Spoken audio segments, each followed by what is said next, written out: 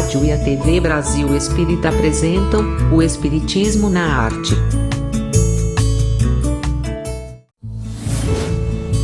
Apresentação: Leila Brandão.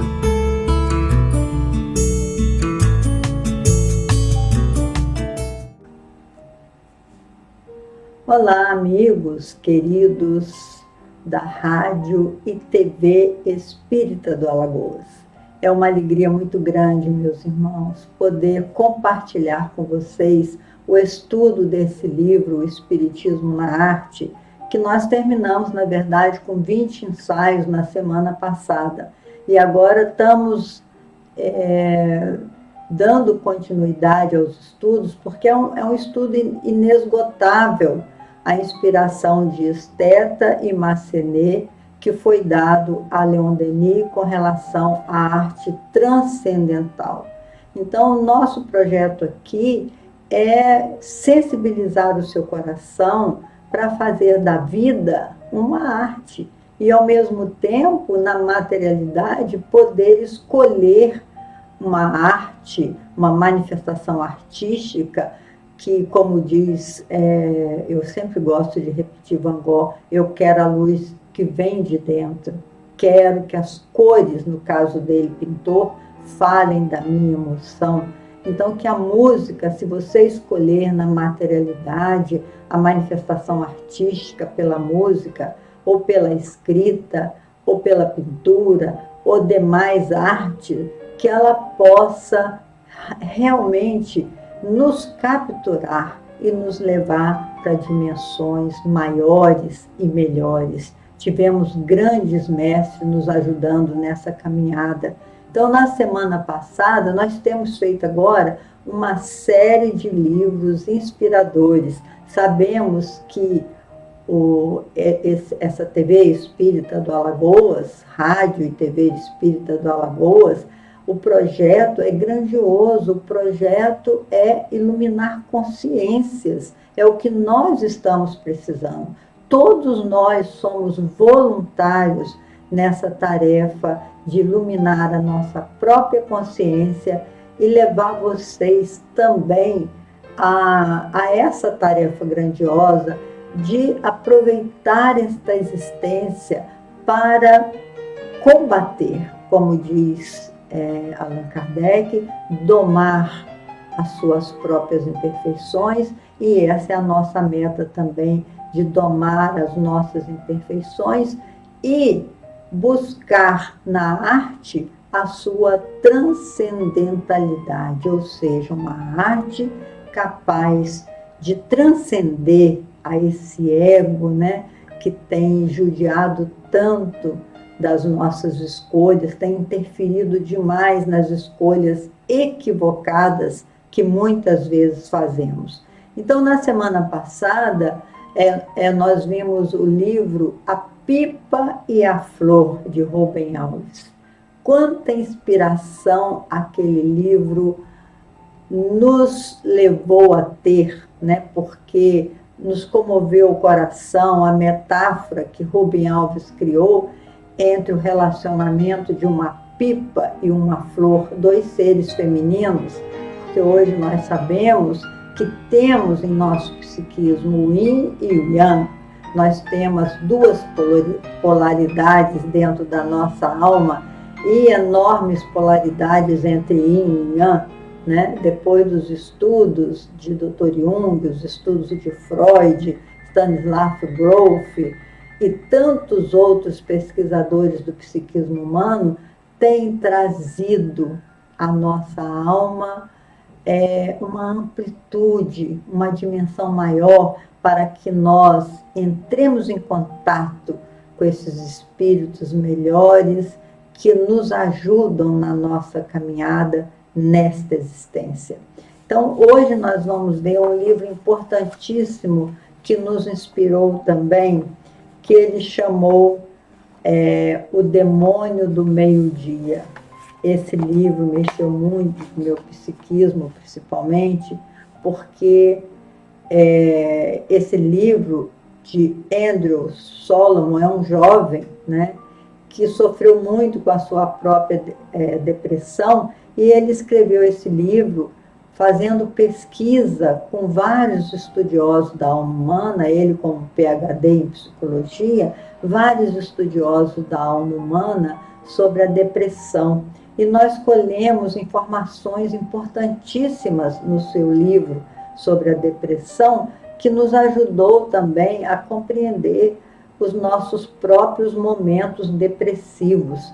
Quem que não tem nesta vida momentos depressivos? Todos nós temos momentos depressivos, nós só não podemos alimentar essa depressão. Hoje nós sabemos tanta coisa a respeito desse mal da alma, né? Que começa pela melancolia ou termina na melancolia, não sei dizer bem, mas eu quero compartilhar com vocês as pesquisas desse médico da alma, Andrew Solomon, que faz tanta palestra boa aí no TED, se você quiser acompanhar. Não tem nenhuma vinculação com o espiritismo, mas é pura ciência, e nós, como espiritismo, no seu tríplice aspecto, ciência, filosofia e religião, precisamos estar bem informados, embora tenhamos livros preciosos também, de Joana de Ângeles, Manuel Filomeno de Miranda, Bezerra de Menezes, todos esses que enfocam essa angústia da alma, nós achamos por bem compartilhar esse livro de Andrew Solomon. Ele nasceu em 1963, é um jovem, ainda é vivo, é um escritor de política, de cultura e vive em Nova York e Londres. Ele cita Daniel 4:33, que naquela época, já no Velho Testamento, né, a humanidade acreditava que a insanidade, que a depressão era considerado o demônio do meio-dia, porque o demônio do meio-dia também foi um estudo de Salmos, escrito por Davi. A gente sabe, nós temos no Velho Testamento escritos 150 salmos, a maioria do rei Davi. E tem outros estudiosos da alma daquela época que escreveram os salmos. E no Salmo 90, ou seja, no Salmo 90, está escrito que o homem era perturbado, já Daniel no século XV, né? No século XV, não, o abade João Cassiano de Marsella, que tomava conta de várias abadias, de vários conventos, ele orientava vários conventos, já ele se baseou nesse salmo, que foi escrito lá atrás, no 90º Salmo, onde diz que o ser humano que sofria processos de melancolia, sofria processos de depressão e até chegar à loucura, eram pessoas assediadas por demônio. E o demônio, tinha os demônios da noite e o demônio do dia. O demônio do meio-dia é que caracterizava a depressão. Os demônios que também influenciavam o homem à noite, os demônios noturnos, né, que influenciavam o sono, que era cheio de pesadelos, e as pessoas que perdem muito sono, têm muita insônia, segundo esses processos do Salmo, é que são tendenciosas ao suicídio. Imagina, meus irmãos, o quanto a humanidade sofria antes de Freud e Jung descortinar essas doenças psíquicas, que era tudo considerado possessos, né? Os seres que tinham doenças psíquicas, como a gente vê hoje, a depressão, segundo as estatísticas que a revista Time mostrou, ocorre em 10% da população mundial. 10% da população mundial, hoje nós somos cerca de 7 bilhões de almas, ou um pouco mais, não sei, 7 bilhões de almas, 10% daria 70 milhões de pessoas, ou 700 milhões, não sei, não estou sabendo fazer a conta com esse bando de zero, mas é muita gente, 10% da população mundial, segundo a revista Time, são acometidos de depressões leves ou depressões severas. Então é interessante esse livro, que ele fala de Platão, que Platão dizia: a infância de um homem pode determinar a qualidade do seu caráter. Então ele fala da importância da infância no desenvolvimento do ser nessa existência e que pode, pela uma infância de rejeição, uma infância de muita dor, como disse o próprio Dr. Pedro Antônio Grisa, né, da parapsicologia, que ele falava da placenta do sofrimento, ocorre muitos paranormais. E a depressão, o depressivo, certamente é um paranormal, porque a maioria das depressões, quando são bem conduzidas, torna o homem, faz com que o homem realize feitos incríveis. Por isso, Sêneca, ele afirmava: nunca houve um grande talento sem um toque de loucura. Então, processos depressivos, todos nós somos capazes de ter, especialmente os artistas, porque os artistas têm uma sensibilidade muito maior. E a gente sabe que essa sensibilidade pode até ser provocada por essa mediunidade ostensiva que a gente estuda dentro da doutrina espírita. Então, é relevante nós falarmos desses processos depressivos. Sabemos que, por exemplo, Van Gogh, dentro da sua loucura, ele cortou a sua própria orelha, porque estava tentando fazer o seu autorretrato e não conseguia encaixar a orelha, então ele tirou a sua própria orelha. Nós sabemos que de mais de 400 trabalhos, ele não vendeu uma só obra no tempo em que viveu. E é um gênio da beleza, né? Da beleza pictográfica, digamos assim. E todos esses grandes gênios tinham realmente um toque de loucura, como disse Sêneca. A gente sabe, por exemplo, que Dr. Newton, né, o grande Newton da física, contam na sua história que ele era tão esquisito que ele não gostava de se arrumar, nem de se enfeitar, nem cortar o cabelo, nem mudar a roupa. E ele, um dia, iam fazer um jantar na sua homenagem, ele desceu para ir no jantar e falou com a sua ama, né, a sua secretária, falou com ela: olha, eu vou no jantar e já volto. Aí ela falou: mas doutor, o senhor vai assim, com esse cabelo desgrenhado, com essa roupa que o senhor passou o dia inteiro com ela? Eu sugeria que o senhor trocasse, botasse uma roupa melhor, o jantar é em sua homenagem. Aí ele falou: ah, é? Eu não estou bem assim, não? Então ele subiu para o seu quarto, né? E quando chegou lá, ele falou: o que eu vim mesmo fazer aqui? Ah, sim, eu acho que eu vim trocar de roupa para dormir. E ele dormiu e não compareceu no jantar. Então, assim, todos esses grandes gênios, a gente sabe também das esquisitices de Einstein, as esquisitices de Beethoven, né? O grande Cervantes, que escreveu Dom Quixote de La Mancha. Então, todos esses grandes gênios têm um toque desse processo depressivo, dessa loucura, dessa rejeição à vida, e muitos deles até autistas, né, como disse Hermínio Miranda no livro sobre o autismo, eles se sentem como um peixe fora d'água, né, eles não compreendem. O próprio Mozart também era uma alma bastante diferente, bastante esquisita para a sua época, né, assim?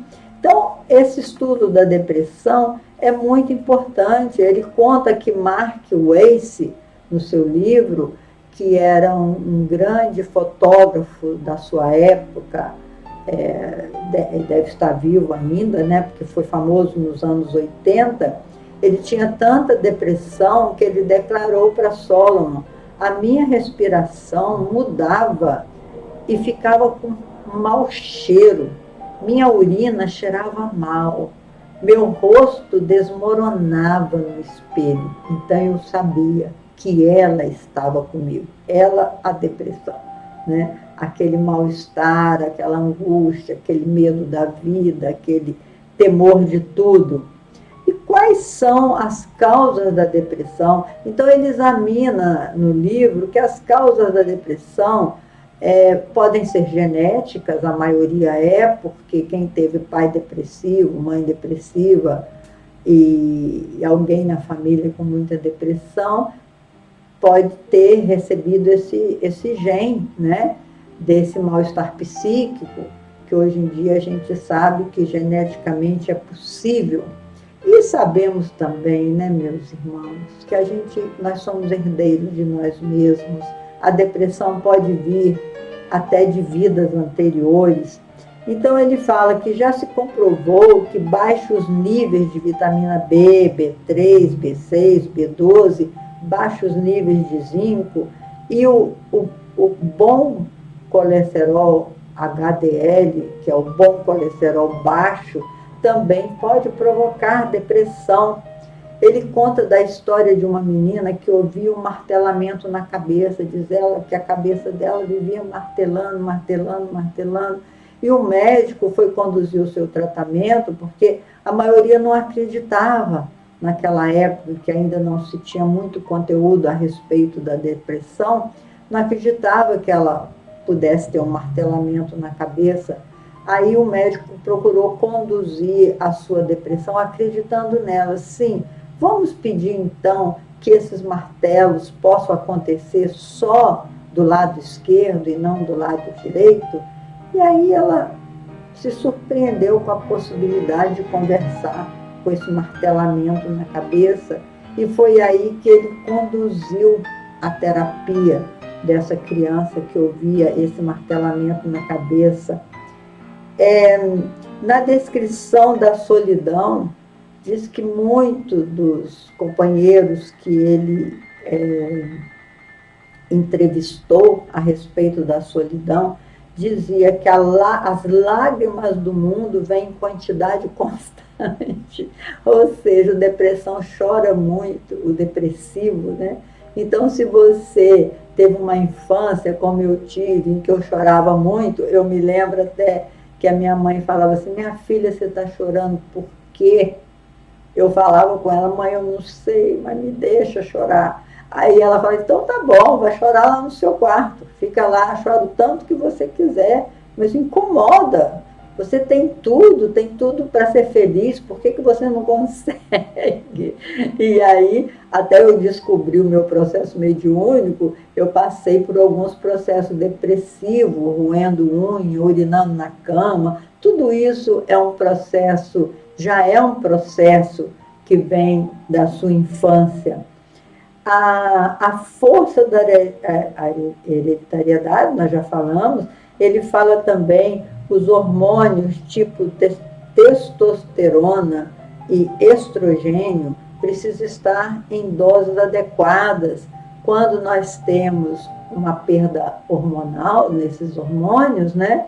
E é muito comum, quando na menopausa, a mulher passar por esses processos depressivos por conta de um desequilíbrio hormonal. Então, precisa estar tudo funcionando muito bem no organismo para que a pessoa consiga esse equilíbrio psíquico, porque o corpo, a nossa alma, porque o psiquismo está na alma, né? A nossa alma precisa de um corpo perfeito para se manifestar.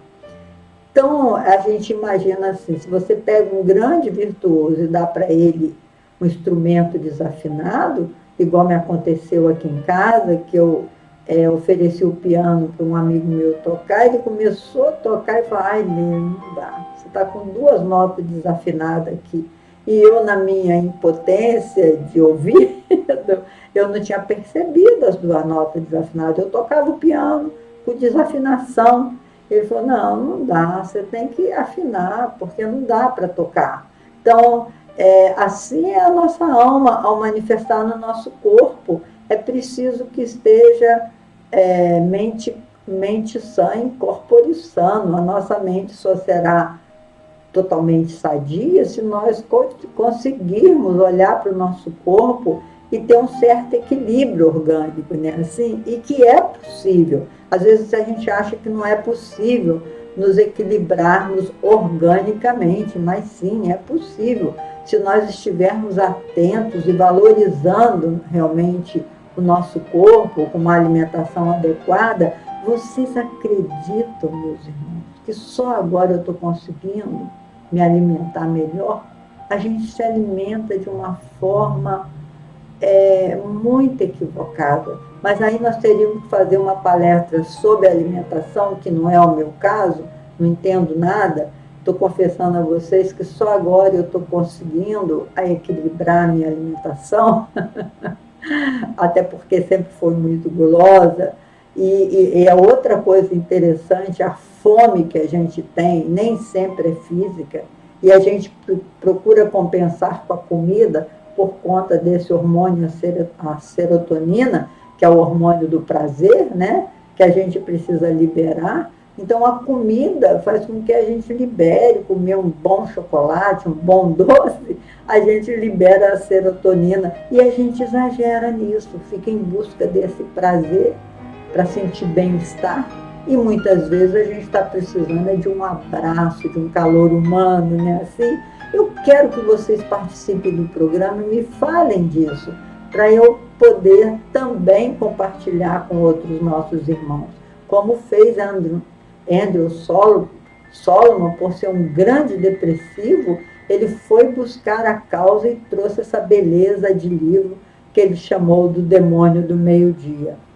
Então, olha só, a crise depressiva que ele chamou de colapso é acumulado por vários fatores juntos: perturbação do sono, apetite exagerado ou não exagerado, a pessoa fica totalmente sem fome, fica numa magreza extrema, ou então come demais e engorda muito, né? A tristeza, o estresse, o medo e a solidão. Quando você começa a ouvir vozes, que as pessoas dizem que é delírio, e às vezes nem sempre é delírio, você está sob a influência de espíritos mesmo. Como espírita eu tenho que dizer isso, porque muitas vezes, na minha adolescência, eu achava que estava tendo delírio, que eu era professora de matemática. Como que uma professora de matemática e física poderia estar ouvindo voz, estar ouvindo barulho? Eu achava que era tudo delírio, que eu tinha que tomar medicamento, embora sendo espírita, embora o meu pai me orientando. A minha mãe não era espírita, mas ela era muito sábia. Falou: minha filha, isso tudo é coisa da sua mente, isso tudo vai passar, né? Ela mesmo não acreditava naqueles processos em que eu entrava, aqueles colapsos psíquicos, como diz aqui Andrew Solomon, né? Então, os sintomas como a irritabilidade, muitos pesadelos, ideias pessimistas e desconfiança de tudo. Quando você começa a desconfiar: ninguém me ama, ninguém me quer, eu sou sozinho, eu estou em profunda solidão, mesmo no meio de tanta gente, né? Quando você começa a se afastar, olha a observação que a gente tem que ter para os nossos filhos: está roendo unha, está fazendo xixi na cama, até maior, está querendo se afastar, não gosta de brincar com os amigos, porque o homem é um ser social. Quando ele começa a se isolar, alguma coisa tem que os pais precisam pesquisar e ajudá-lo nessa autoestima que precisa ser desenvolvida na primeira infância. Eu digo sempre, a autoestima na primeira infância é um verdadeiro medicamento contra a depressão. A pessoa tem um pouco de vaidade, de se enfeitar. Quando a pessoa começa a relaxar de tudo isso, ela está com algum problema, meus irmãos. Ela não está gostando da vida. É preciso amar a vida. E a pessoa, para amar a vida, ela tem que compreender a razão do seu próprio existir, o sentido da própria vida.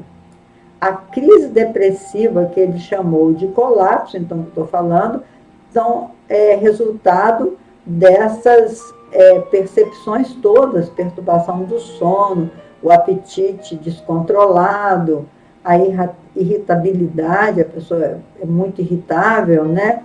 As palavras, ele dizia assim, as palavras vinham intactas e eu não conseguia juntá-las. Ele revela isso, ele estava conversando com as pessoas estavam falando, muitas vezes eu passei por isso. A pessoa estava falando assim, eu via ela mexer a boca e falar uma porção de coisa, eu não conseguia ouvir o que era. Eu estava muito imerso em mim mesma, eu estava muito enclausurada. A verdade é essa, a gente cria um paredão, né, como ele afirma assim aqui. Quando a gente se sente rejeitado por alguma razão, lá da sua criação, na infância, você precisa rever esses conceitos, buscar ajuda, não só no medicamento, mas numa literatura que te favoreça. Por exemplo, o livro A Loucura sobre o Novo Prisma, de Dr. Bezerra de Menezes, é um livro muito esclarecedor. Nós vamos fazer também aqui como livro inspirador, vou deixar para falar nele mais tarde. Mas nós estamos falando do Dr. Andrew Solomon, que numa síntese do que ele falou no seu livro, ele diz: a depressão é resultado de uma falsa lógica. Você começa a desenvolver na sua cabeça uma ideia que fica fixa. Então aí nós vamos a Emmanuel, que Emmanuel fala, quando uma ideia teima em se fixar na sua cabeça, examine essa ideia. Se não for uma ideia favorável, não é uma ideia que mereça ser fixada. Aí você precisa de ajuda. Quando você sentir que você não gosta do seu corpo, que você não gosta do seu jeito de ser, que os seus amigos são todos falsos e você começa a se afastar, peça ajuda, meus irmãos, porque você está nesse processo da melancolia ou da tristeza ou num colapso depressivo que precisa ter uma organização na sua mente. Então ele propõe como soluções Arthur Schopenhauer, esse grande filósofo, que ele diz: o trabalho é um grande auxiliador desses processos. Procura fazer uma coisa que você gosta. Se você gosta de pintar, procura pintar bastante. Se você está num trabalho que você não gosta dele, busca o que tem de melhor nesse trabalho e se aproxima do melhor. Mas não deixe de trabalhar. O trabalho é um grande auxiliador do nosso processo depressivo. Parar de pensar um pouco em você e pensar no outro. A caridade, o trabalho de caridade, então, que os Espíritos nos dizem, fora da caridade não há salvação, é porque quando nós estamos nesse trabalho de ajuda humanitária, de ajuda ao outro, em qualquer nível, até um sorriso, um abraço. Agora a gente não pode nem dar abraço, né, nessa pandemia, mas um abraço psíquico, um acolhimento psíquico, tudo isso ajuda nesses processos de alta rejeição. Então ele fala na fé. A fé é importantíssima. A fé não é aquela que diz eu creio, mas é aquela que diz eu sei que é assim. O que nós sabemos que nós podemos nos autoajudar? Eu sei que sou filha de Deus, herdeira de todo o universo. Eu sei que eu estou em trânsito na Terra. Eu sei que estou aqui de passagem e vim aqui para me aperfeiçoar, para me tornar melhor. Eu sei que as minhas atitudes interferem nas atitudes dos meus irmãos. Nós estamos mergulhados no mundo de pensamentos, de ideias, e que tudo isso influencia a nossa vida. Então vamos buscar ideias melhores para fixar na nossa mente e buscar ajuda quando precisarmos. Ele fala também do movimento dos olhos, que é um movimento científico, que é chamado Movement des Entités, Reprocess, sei lá, mas é EMDR. É o movimento dos olhos. Castanheda, Carlos Castanheda, também fala nesse movimento dos olhos. Eu já experimentei. Quando você está dirigindo, vai dando sono, então vira os seus olhos para um lado, gira para o outro, sem mexer o rosto. Você faz esse movimento dos olhos para sair daquilo que você quer sair. No caso, você quer sair do sono enquanto está dirigindo. Mas se você está num pensamento ruim, gira os seus olhos, como eles dizem, né? Começa o olho aqui, vai para lá, e fala, meu Deus, tive esse pensamento daqui, né? Peça ajuda. Também alguém espiritual, girar o olho. E quando uma ideia teme se fixar, é o que Emmanuel fala. Examine essa ideia, que pode ser uma ideia que vem de fora e você aceitou como verdadeira. É uma falsa lógica. Então, vamos tirar essa lógica, mudar de lógica, né? Consolidando a nossa fé naquilo que os Espíritos nos dizem. E é bonito também a gente fazer treinamento para o sono. É importante dormir, meus irmãos. Quem não tem sonho num processo de pandemia desse, sabendo seus parentes hospitalizados, entubados, e a gente fica de noite pensando nisso, mas aí vamos fazer aquele processo do sono, que nós vamos dar continuidade na semana que vem, para falar de o que nós devemos fazer para ter um sono reparador. Porque a gente sabe, como diz Denis, que durante o nosso sono físico, a nossa alma se desliga um pouco e os amigos espirituais, até você mesmo, pode olhar o seu corpo e ver o que está acontecendo de preocupante ali, qual é o processo de saúde que você está vivenciando, e você pode ser ajudado nesse momento do sono. Até porque ninguém vive sem um sono bom, né? Se você fica mais de 15 dias sem dormir, você pode ter um colapso psíquico severo. Então vamos aprender, vamos conhecer todos esses ensinamentos que nos liberta. Como disse o último livro de Divaldo Franco, Tesouros Libertadores.